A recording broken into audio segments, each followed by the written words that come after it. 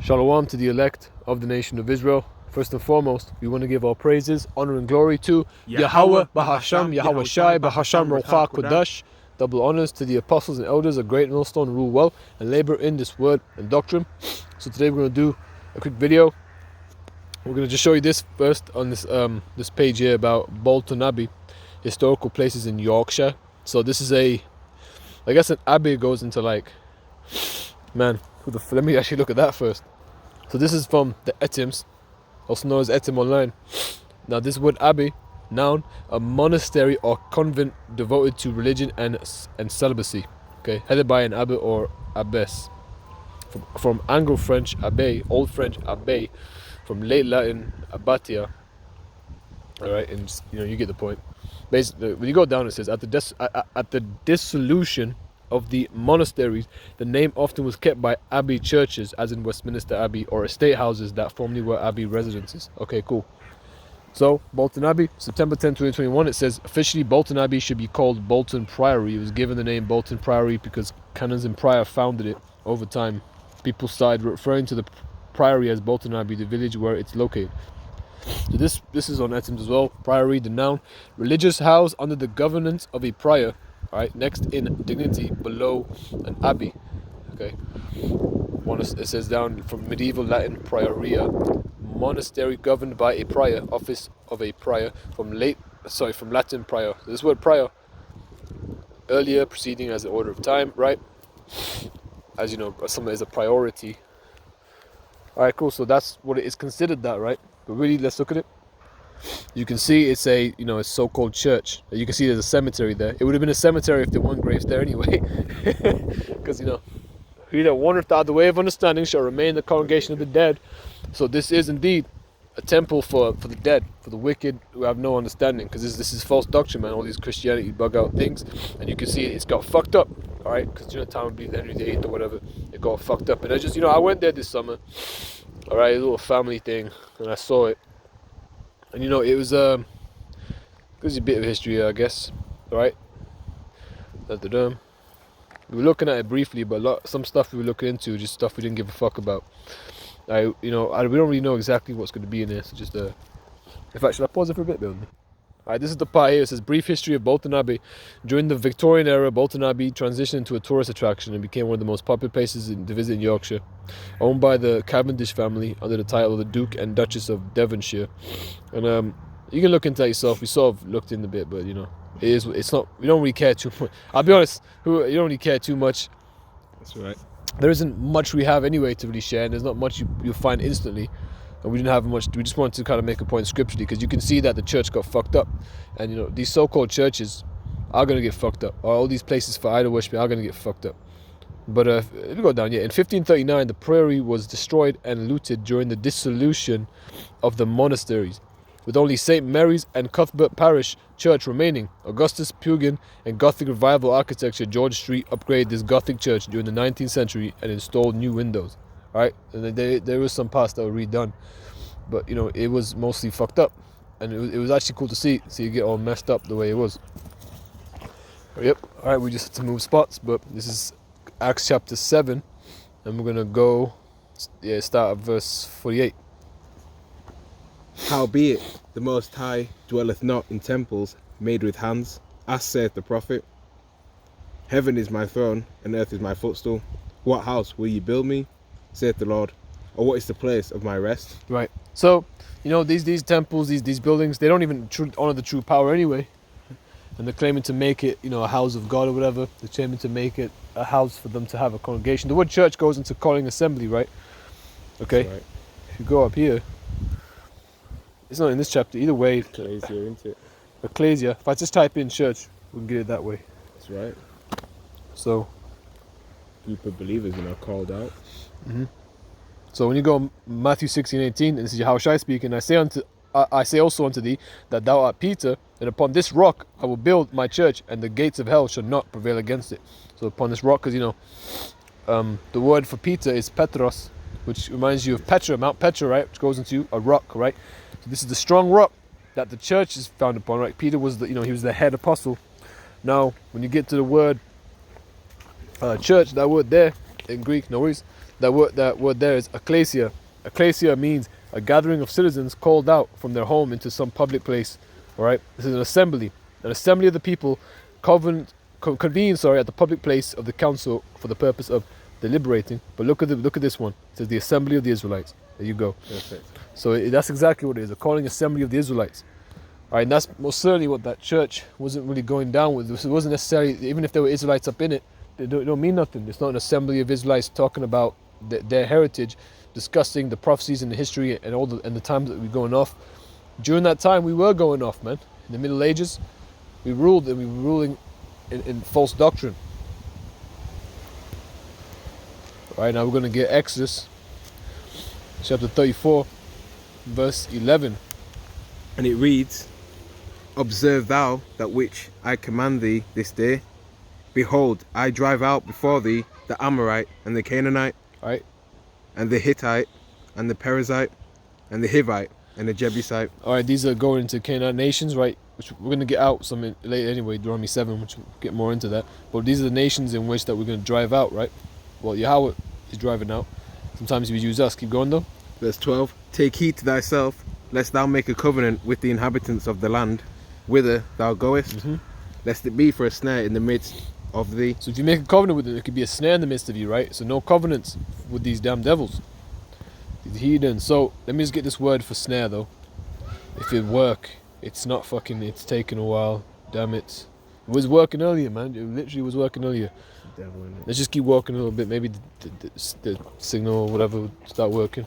Silaki, bear with us. Yeah, man. Let me pause it. All right, it's finally working for this. So for this word snare, come on, the word for man. What am I doing? Snare. This word is mawakwash. Mawakwash, which means bait, right? A lure, snare, like a trap, like bait. Think about fish bait, right? Put bait on the hook. Ooh, there's a worm and it goes up and oh shit, the hook. All right. Exodus 34 and verse 13 says, But ye shall destroy the altars, break their images, and cut down the groves. See, it's in our law to destroy these idol worshipping places. And these so-called churches, they're really reverencing the devil, man, in a way that they claim to use the Bible. It's really being generous saying they use the Bible. They have a Bible in there they don't understand at all. They go against completely, and they have pictures of Caesar Borgia, and they're calling him Jesus Christ. And obviously, during that time, there was, it was a Catholic church. There were obviously levels of deception there, but it was a Renaissance that really brought that image to the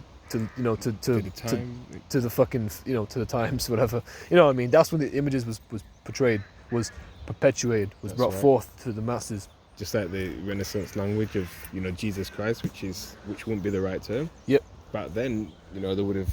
There was no letter J. Exactly. Right. Good point. I didn't even think about that. That is a Renaissance letter. You're absolutely correct. Rather an extension of the letter I. Right.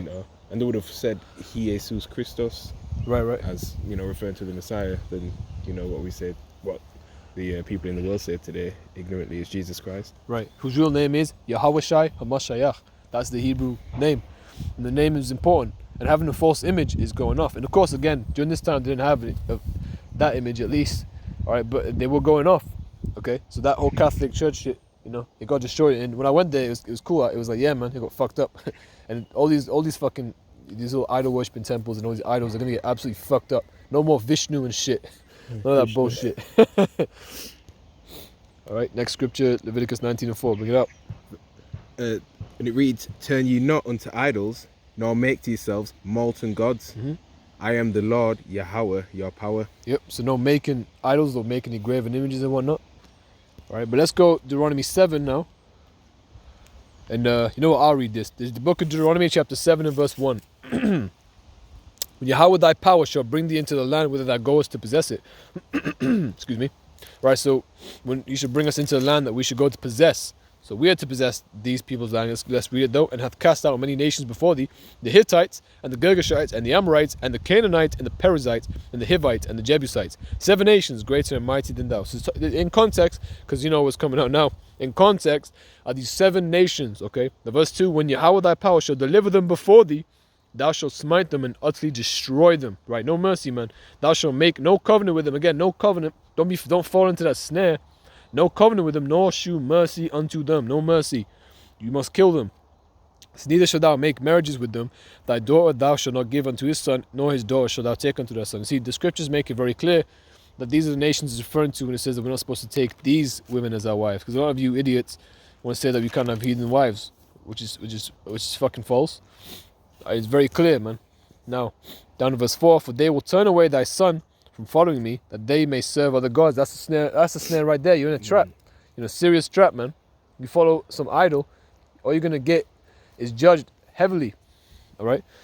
So it says, for they will turn away thy son from following me, that they may serve other gods. So will the anger of Yahweh Bahasham Yahushai be kindled against you, and destroy thee suddenly. All right. I love it how when you see that word suddenly, you usually think about a thief come, as a thief in the night. Yahushua comes as a thief in the night. It'll come suddenly. Judgment coming all of a sudden. You think everything's going well. You look at Muslims, they got some money, they got some prosperity. Like shit, even again, Vishnu dudes, Vishnu worshipping retards, they got some peas, man. They live up in some pretty decent houses. They got some good financial security. They got some brotherhood amongst them. Yeah, pretty big numbers, man. But all that is just rounded up more shit to fuck up. Rounded up more money to be worthless. All it's going to do is be found to be worthless, man. Deuteronomy 7 and 5, it's the last verse in this chapter. It says, last verse I'll bring out in the chapter. Clearly you can see there's more verses. It says, but thus shall ye deal with them. Ye shall destroy their altars. There you go. And break down their images and cut down their groves and burn their graven images with fire. Don't have them up for tourist attractions or anything like that. We ain't going to do none of that. All right, when shit goes down, we're not going to do none of that, man. It's the Deuteronomy 12 and verse 3. And you shall overthrow I'll start with verse 1. And these are the statutes and judgments which you shall observe to do in the land. Right, we must do the law, statutes, and commandments, which Yahweh power of thy fathers giveth thee to possess it, all the days that ye live upon the earth. You shall utterly destroy all the places wherein the nations which ye shall possess serve their powers, upon the high mountains and upon the hills and under every green tree. And ye shall overthrow their altars and break their pillars and burn their groves with fire. And ye shall hew down the graven images of their gods and destroy the names of them out of that place. Man, no mercy, man. Fuck it all up. that's and look, man, this is a commandment. So you got a problem with what the Lord said. You got a problem with you know what I mean. You got a fucking problem, man. You got a problem in your hands, man. You can't have a problem with what the Lord said. Fuck your feelings. The Lord said destroy these places, man. All right. So Isaiah chapter 42 and verse 8. Yep. And it reads, I am the Lord, that is my name, and my glory will I not give to another, neither my praise to graven images. There you go. Right, no praise for the graven images, man. These places are gonna get fucked up. These places are gonna get forever put in the dirt.